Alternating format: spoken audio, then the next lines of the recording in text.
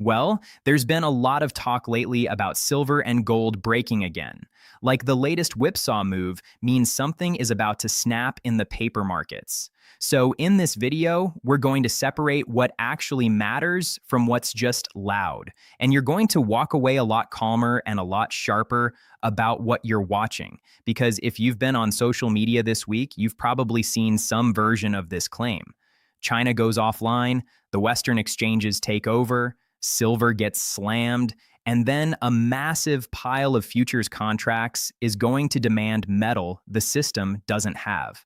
It sounds terrifying. It sounds clean. It sounds like a math problem, and that's exactly why it spreads. Wednesday, February 18th. And when the exchange reacts, that matters. Because one of the biggest massive changes that actually happened quietly, mechanically, with no drama music, was margin getting raised on key precious metals contracts during a volatility spike. And when margins get raised, you don't need a conspiracy to explain why price can drop fast. You just need math, leverage, and people getting forced to reduce risk. Now, one quick thing about margin that almost nobody talks about, but it explains a lot. A lot of traders don't actually own a futures contract the way you own a share of stock. They're renting exposure with a performance bond. And when that bond gets raised, their position size effectively gets too big overnight. They didn't do anything different, but the rules changed, and now they have to post more cash or cut the position. That creates a chain reaction. The first people to sell aren't always the people who changed their mind. Sometimes they're the people who ran out of room. Sometimes they're the people whose broker tightened risk. Sometimes it's the fund that promised low volatility to clients, and suddenly their dashboard lights up red. And when that forced selling hits a thin moment, like a holiday week or a weekend reopen, or a session where liquidity is just lighter than usual, you can get a drop that looks like something broke when it's really just a leveraged crowd trying to fit through a doorway at the same time. Now, here's the cliffhanger. After that doorway clears, what happens next depends on who was forced out. Was it weak short-term leverage, or was it strong long-term conviction getting shaken? Because if it was mostly leverage, the market often stabilizes faster than people expect. If it was conviction, then you can see follow-through selling that drags on. So we need a way to tell the difference. And that's where the data, the boring stuff, actually saves you.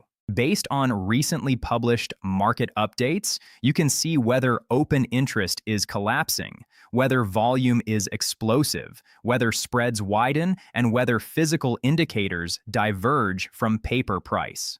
Those are the tells that separate forced cleanup from real change in trend. Okay, keep that in your pocket because it matters for the next part. And yes, I'll show you what I'm watching next, too. But here's the part most people miss. A violent pullback after a powerful run isn't automatically bearish. It can be, sure, sometimes it's the top, sometimes it's the beginning of the end. But in markets like silver, it's also how the market cleans itself out. It's how weak hands get replaced by stronger hands. It's how over-leveraged bets get chopped down so the next leg can happen without collapsing the whole structure. Think of it like a crowded theater. Everyone can be excited about the same movie, and the movie can still be good. But if too many people try to squeeze into the same row at the same time, you get chaos. Not because the movie is bad, but because the crowd is mismanaged. A margin hike is basically the usher saying, some of you are going to have to move, and the shove looks like a crash. Now, the competitor narrative tries to make this sound like one simple story.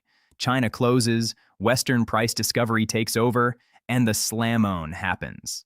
I get why that feels satisfying. It's clean. It's a single lever. But reality is messier. Yes, liquidity shifts when major markets are closed. Yes, price discovery gets concentrated. And yes, you can absolutely see bigger intraday swings when the depth isn't there. But it's not just about who's in charge. It's also about who's overexposed, who's underhedged, and who just got a margin call at the worst possible moment. And that brings us to the volatility gauge that everyone keeps pointing at. There's a reason volatility indexes exist. They're basically the market admitting, we don't know what's going to happen next, but we're paying up to insure against it. For silver, options-implied volatility can surge when traders expect big moves up or down, and recently, that expectation has been elevated. But does elevated implied volatility prove the rally isn't over? No, it proves the market thinks the next move could be violent. That's it. It's a weather forecast that says storm possible. It doesn't tell you if the storm is coming from the east or the west. It just tells you not to go outside pretending it's a calm spring day. So, if you're watching a silver volatility metric and using it as a one-way bullish signal, you're doing the same thing people do in hurricane season when they see wind speed and assume it guarantees a flood on their exact street. Maybe, maybe not. Now, let's talk about the second big pillar in the competitor script, the COMEX delivery drama. Here's what you'll hear. There are only so many ounces registered, but open interest represents a few 100 million ounces. So if everyone stands for delivery, the exchange can't deliver. Game over. Okay, that sounds logical, and it's also the fastest way to misunderstand how futures markets actually work. Because open interest isn't a stack of people who all want to show up on the same day and take bars home. Open interest is a snapshot of contracts currently open. Some are hedges, some are spreads, some are rolling, some are getting closed tomorrow, some are held by people who never ever intend to touch physical metal. Here's a better analogy than the one you usually hear. Imagine a hotel in a busy city. Open interest is like all the reservations currently on the books, but those reservations include people who will cancel, people who will change dates, people who will switch rooms, people who will no-show, and people who booked 3 rooms because they weren't sure which one they wanted. The hotel doesn't need every single reservation to turn into a person demanding a key at the same exact minute. It needs the flow to be manageable. Now, does delivery matter? Absolutely, because delivery activity can reveal stress in the system. It can show when people prefer metal over cash. It can show when incentives shift. It can show when the paper side of the market is getting uncomfortable. But here's the key point. Even a big delivery month does not automatically mean a mountain of silver is physically leaving the vaults. A lot of what changes hands in futures delivery is ownership paperwork, not forklifts and trucks. Metal can stay in the same place while the claim on it changes. That's not a secret. That's the structure. So if you're hearing deliveries are huge, therefore the vault is empty, slow down. Ask the next question. Are warehouse stocks changing? Is metal being withdrawn, or is it just being reclassified? Are spreads blowing out? Are lease rates doing something strange? Are we seeing persistent backwardation, not just a one-day blip? Those are the tells, not a single headline about open interest. So what is registered silver really? Registered is metal that's been tagged in a way that makes it deliverable against a futures contract. Eligible was metal that meets the specs and sits in approved vaults, but it hasn't been committed for delivery in the same way. And the reason that distinction matters is because headlines love to treat registered like it's the entire universe. But in practice, inventory can move between categories. Owners can change their intent. Metal can be transferred, re-warranted, de-warranted. Basically relabeled without the bars physically leaving the building. That's why you'll sometimes see big moves in categories that don't immediately match the vault is empty storyline. Now, could there still be stress? Yes, there are a few ways stress shows up, and they're actually pretty simple to understand. 1.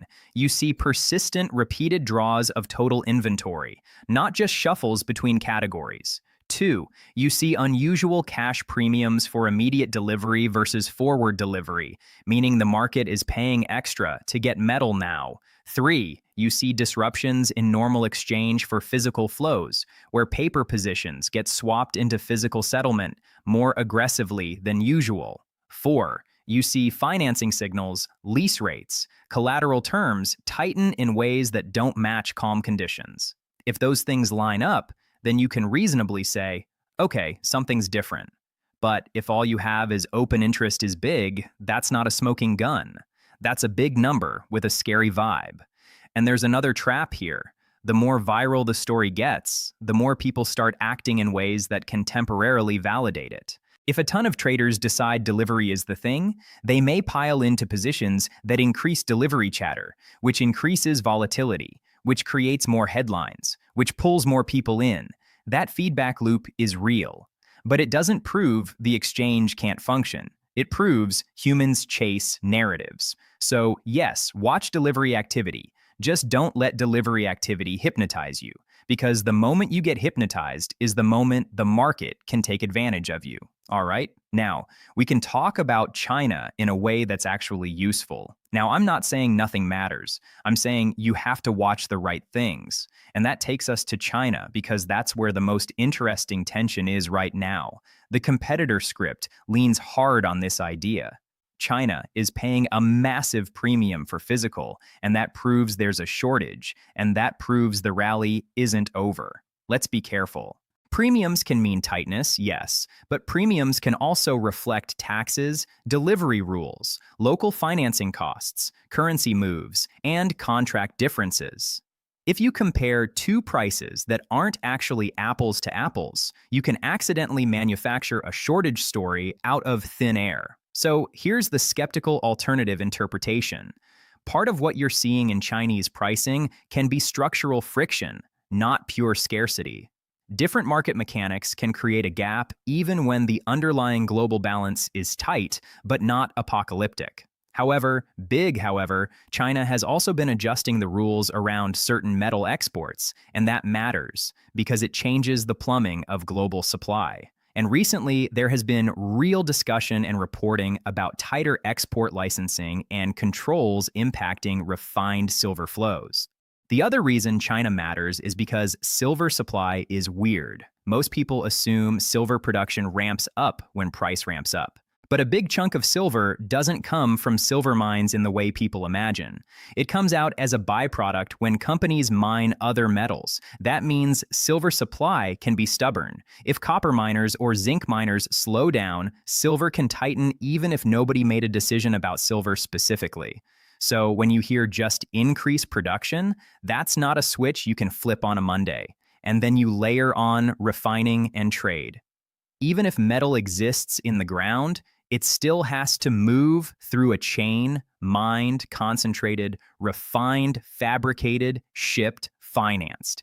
And if any link in that chain gets restricted by policy, by licensing, by logistics, you can see regional tightness long before the global balance sheet looks short. That's why the export licensing conversation is not just trivia. If refined silver out of a major processing hub becomes harder to ship quickly, it doesn't need to stop completely to matter. It just needs to slow. And a slowdown in a market that's already tight can look like a shortage to whoever needs metal next week, not next quarter. Now, does that guarantee higher prices? No, because there's always a counterforce: substitution, thrifting, and demand destruction. If silver gets expensive enough, engineers will work overtime to use less of it. In certain applications, manufacturers will redesign. Some demand will get delayed. Some will get replaced. But here's the problem. Those changes take time. And in the meantime, the market still has to clear at whatever price balances urgent demand with limited short-term flexibility. So the real question isn't, is there silver on Earth? The real question is how much deliverable, refined, usable silver can show up in the right place, in the right form, on the right schedule, without stress. And when you frame it that way, the China premium conversation stops being a meme and starts being a signal worth monitoring carefully. Now, does that mean China is hoarding all the silver? Not automatically. But it does mean global supply chains can get less flexible.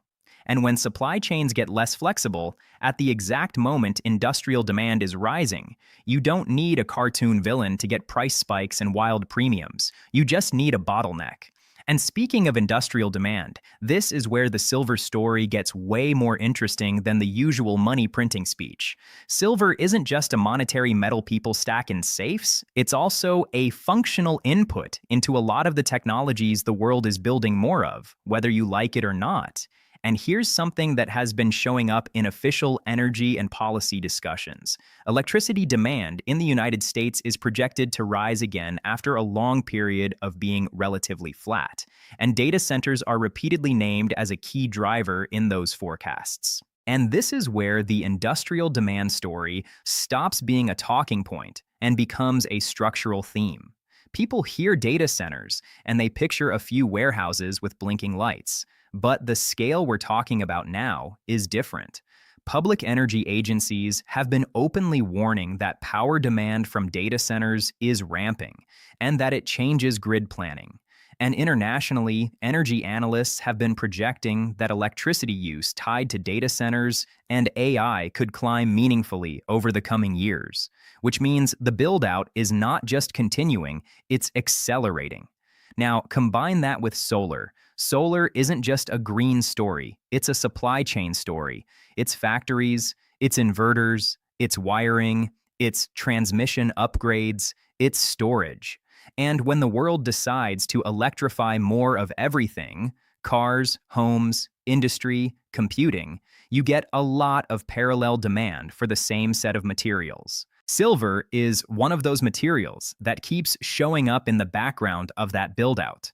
Yes, manufacturers have been working to reduce silver content per unit in some products. That's real. That's normal. That's what industry does when input costs rise. But if the number of units being produced expands faster than the amount of silver being thrifted out, total demand can still rise.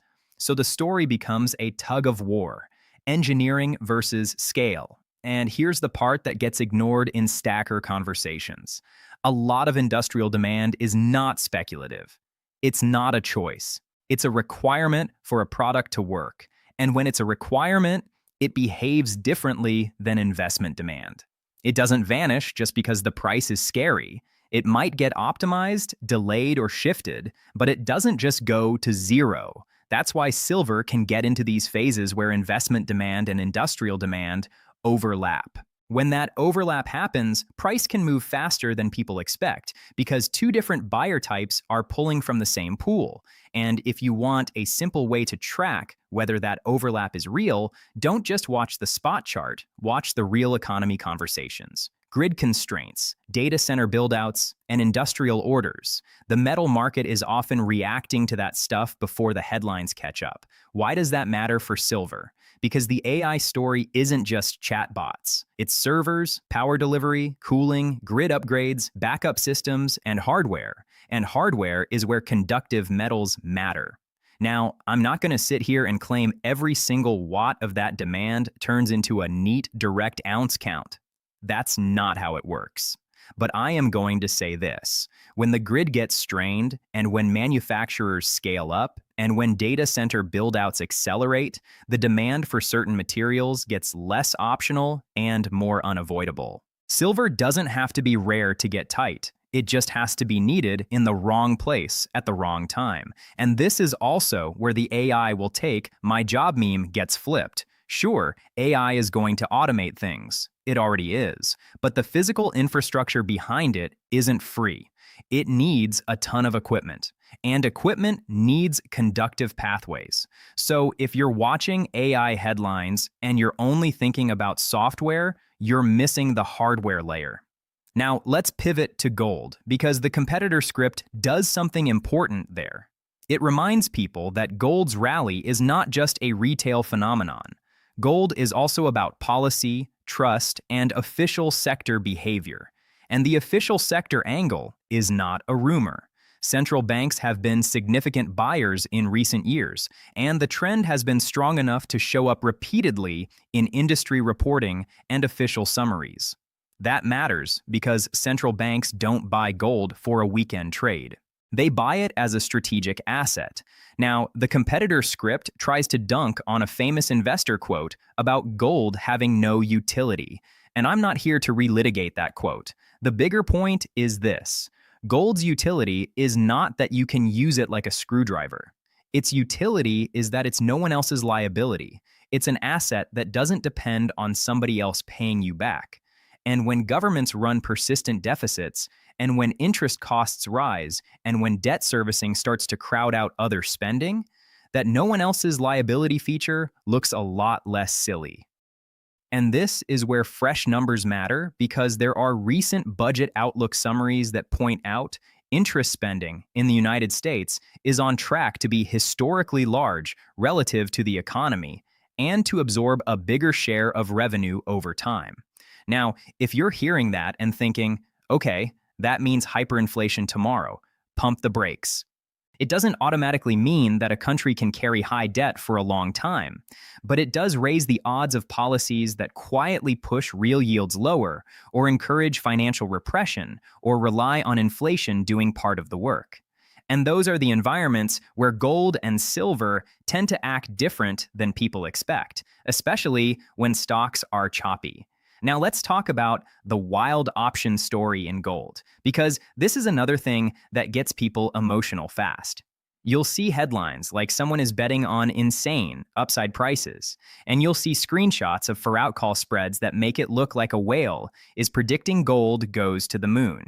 Maybe, or maybe it's a hedge, or maybe it's a structured position tied to physical inventory. Or maybe it's a fund using options to cap upside exposure while reducing cost. The point is, options positioning is not the same thing as conviction. It's often risk management. So, yes, unusual options flow can be a clue, but don't build your entire worldview on a single options print. Now, let's bring this back to silver, because silver is where the emotional whiplash is the worst. Silver moves like a smaller market that gets pulled around by big players. It can overshoot, it can undershoot, it can make you feel brilliant and then make you feel foolish within the same week. And this is where I want to give you one practical framework. There are 3 lanes you should keep separate in your mind. Lane 1 is paper positioning: futures, options, margin, leverage, and forced liquidations. Lane 2 is physical flow: premiums, inventories, withdrawals, deliveries, and actual availability. Lane 3 is macro: rates, the dollar, deficits, geopolitics, and central bank behavior. Most people mash all 3 lanes together and then panic when the car swerves. Don't do that. If silver drops hard after a margin hike, that's lane 1. If physical premiums widen while paper price falls, that's a lane 2 signal that deserves attention. If gold is quietly firm while equities are shaky and bond yields are shifting, that's lane 3. Now, here's the cliffhanger part. What happens when lane 1 is forcing liquidation, but lane 2 is still tight and lane 3 is still supportive? That's when you can get a dip that looks like the end and then turns out to be the reload. Not guaranteed, but possible. And that's why this rally is over narrative keeps failing when people insist on making 1 week of price action equal a full thesis. Now, I want to address the de-dollarization angle because the competitor script goes there and it's a real topic, but it's also easy to turn into fan fiction. Yes, some major countries have reduced their holdings of US government debt over long periods. Yes, gold has been accumulating in official reserves in various places. And yes, you can see that show up in official tracking of holdings and flows. But no, that doesn't mean the dollar vanishes next Tuesday. The dollar system is sticky. It's backed by markets, liquidity, and infrastructure, not just vibes. So instead of a binary, the dollar is finished. I look at it like a gradual shift in risk management.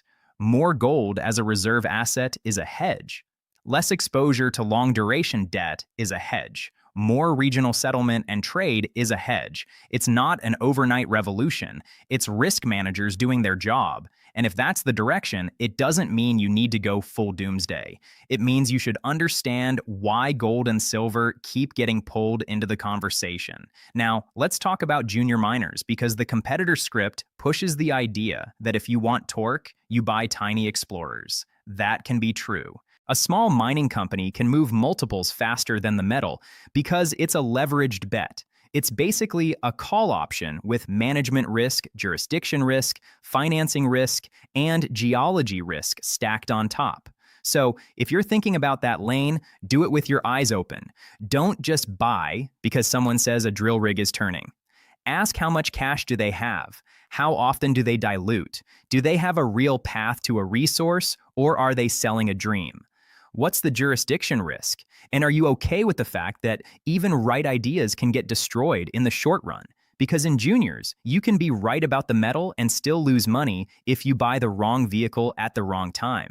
Now, I want to bring the conversation back to you because this channel is about helping you stay steady when the market tries to shake you out. If you're successful, share your success story in the comments so others can stay motivated. And here's a question for you that I genuinely want answered. Do you think the next big move in silver will be driven more by physical tightness or by paper positioning unwinding? And a second one, because this matters too. When you see a brutal pullback, do you treat it as a warning or as a chance to reassess and potentially add? Now, where does that leave us right now? It leaves us in a market where volatility is real, margin changes are real, and narratives get weaponized fast. It leaves us with China as a potential bottleneck story, not because one chart says so, but because trade rules and supply chain flexibility can change in ways that hit the physical market first. It leaves us with the COMEX delivery chatter as something to watch, but not something to misunderstand. The right way to watch it is to look for persistent stress signals, not just one big number repeated on a meme. It leaves us with gold sitting in the background as the boring anchor that quietly benefits when fiscal math gets uglier and official demand stays present. And it leaves us with a world that is electrifying faster than it did for a long time, where official US energy forecasts and government analysis openly talk about rising demand tied to data centers and new AI loads. So no, I'm not going to tell you silver only goes up from here. That's not serious. But I am going to tell you that if you want to understand this market, you have to stop thinking in one-lane stories. Sometimes the drop is a margin mechanic. Sometimes the pop is a physical bid. Sometimes the whole thing is a macro repricing. And sometimes it's all three at once. Now, here's what I'll be watching next, and I want you watching it too. When China fully reopens and normal liquidity returns, do premiums compress or do they stay elevated? Do withdrawals and reclassifications in the warehouse reports confirm stress, or do they look like normal housekeeping?